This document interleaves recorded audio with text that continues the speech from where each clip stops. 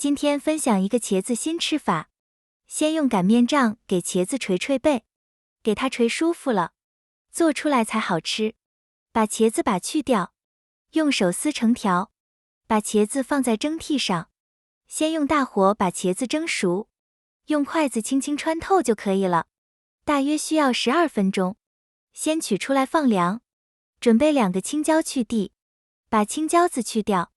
再准备点葱花。小米椒切圈，用祖传的蒜臼捣点蒜泥，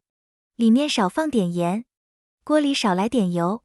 油热以后把青椒煎一下，全程用中小火来煎，中间要勤翻面，煎到表面类似虎皮青椒的样子，盛在一个大一点的碗里，放凉的茄子把水分挤出来，把茄子和青椒一块捣碎，不需要特别的细腻，像这样就可以。加入1勺生抽，1勺味极鲜，适量的胡椒粉，1勺白糖，少放点盐，捣好的蒜泥，小米辣和葱花，锅里来点油，油热以后放入花椒粒炒香，炒香以后把花椒盛出来，油留在锅里，热油浇在里面，咱们的茄子就做好了。浓浓的蒜香味，茄子的口感特别绵软，